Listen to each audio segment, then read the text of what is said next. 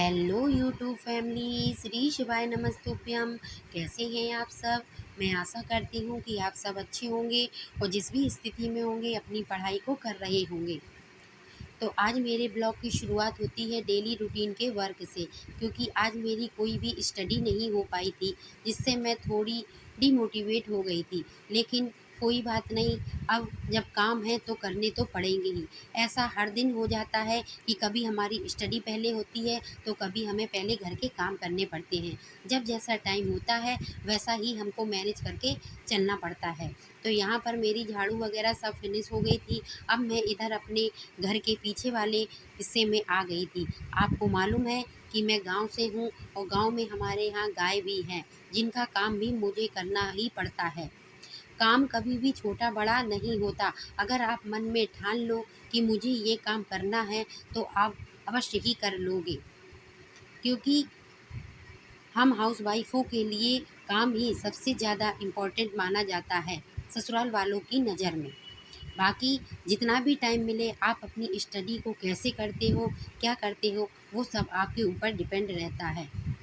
इसलिए मैं तो ये सोचती हूँ कि जो भी आपका काम है वो अच्छे से निपटा लो, उसके बाद फ्री होकर आप अपनी स्टडी करो। तो यहाँ पर मेरा सारा काम फिनिश हो गया था और मैं नहा धोकर अपना चूल्हा भी जला लिया था। आज मैंने खाना बाद में बनाया था। आज मुझे सबसे पहले खोआ बाँटना था, क्योंकि दीपावली आ रही है और दीपावली पर हमारे यहाँ खोआ घर पर ही बनाया जाता है। हम ज़्यादातर कोई भी सामान बाज़ार से प्रेफ़र नहीं करते हैं। हमारे यहाँ जैसे पनीर हुई, खोया वग़ैरह हुआ, ये हम घर पर ही बना लेते हैं, जिससे कि बाज़ार से लाना नहीं पड़ता है। यहाँ पर मैं खोआ ओट रही थी और फिर अपने खाने-पीने का भी तैयारी कर ली थी। खाना कंप्लीट करने के बाद मैं अब 1-2 घंटे की पढ़ाई करने के लिए आ गई थी, क्योंकि दिन भर काम करते रहो और फिर आपकी स्टडी बिल्कुल भी ना हो, तो मन में थोड़ा लगता है कि हमने इतना सारा काम कर लिया, लेकिन स्टडी के लिए बिल्कुल भी टाइम नहीं निकाल पाया। काम करने के बाद थोड़ा बहुत लगता है कि आराम कर लें, लेकिन जब हम आराम करेंगे तो पढ़ेंगे कब? क्योंकि हमारे पास टाइम तो उतना ही रहता है, चाहे हम आराम कर लें या उतने में अपनी स्टडी कर लें। तो मैं आराम नहीं करके अपनी स्टडी के लिए बैठ गई थी। तो आज मैंने जो कल नोट्स बनाए थे सामाजिक संस्थाएँ वाला, उसके रिवाइज़ करने के लिए आ गई थी, क्योंकि नोट्स बनाते-बनाते आप इतना याद नहीं कर पाते हो, इसलिए आपको थोड़ा बहुत टाइम रिवाइज़ करने के लिए निकालना पड़ता है। तो आज जो मैंने रिवाइज़ किया था वो मैं आपको बताती हूँ। सामाजिक संस्थाएँ किसे कहते हैं?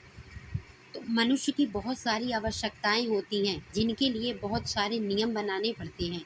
जैसे जंगल में कोई नियम नहीं होता, जंगल में कहा जाता है जिसकी लाठी उसकी भैंस, ये वाली अराजकता हो जाती है। अतः आवश्यकताओं की पूर्ति के लिए नियम बनाए गए हैं, उसे ही सामाजिक संस्था कहते हैं। सीधे शब्दों में कहें तो अगर हमें कोई भी काम की आवश्यकता है और उसके लिए जो नियम बनाए जाते हैं, उसी को सामाजिक संस्था कहते हैं। एक लेखक हैं ऑगवर्न। ऑगवर्न के अनुसार कुछ आधारभूत मानवीय आवश्यकताओं की संतुष्टि हेतु संगठित एवं स्थापित जो प्रणालियाँ होती हैं, उन्हीं को सामाजिक संस्था कहते हैं। उसी के अंतर्गत हमारा एक टॉपिक था परिवार। परिवार किसे कहते हैं?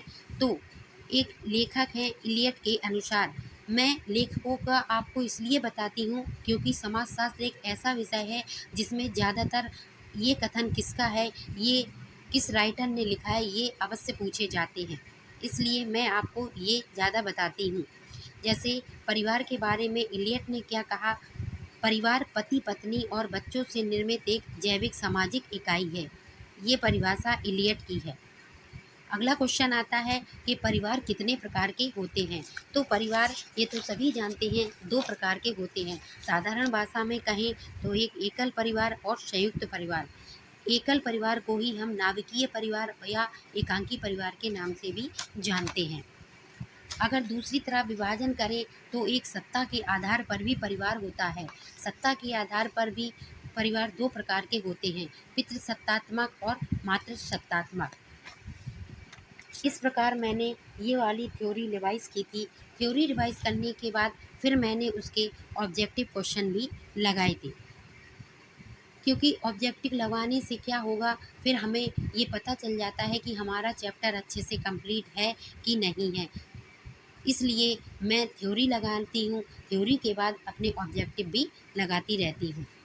तो यहाँ पर जब मैं ऑब्जेक्टिव पढ़ रही थी, तो ऑब्जेक्टिव में जो मुझे इम्पोर्टेंट क्वेश्चन लगे वो भी मैं आपके साथ शेयर करती हूँ।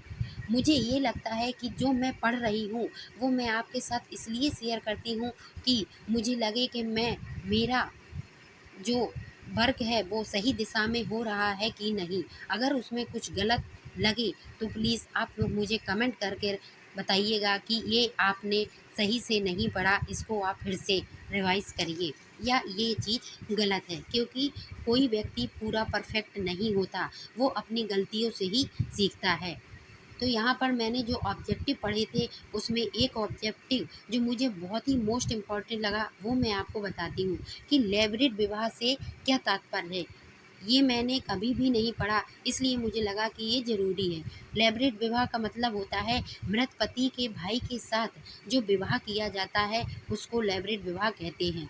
उसी क्रम में एक क्वेश्चन था कुलीन विवाह को ही क्या कहा जाता है, तो कुलीन विवाह को ही अनुलोम विवाह के नाम से भी जानते हैं।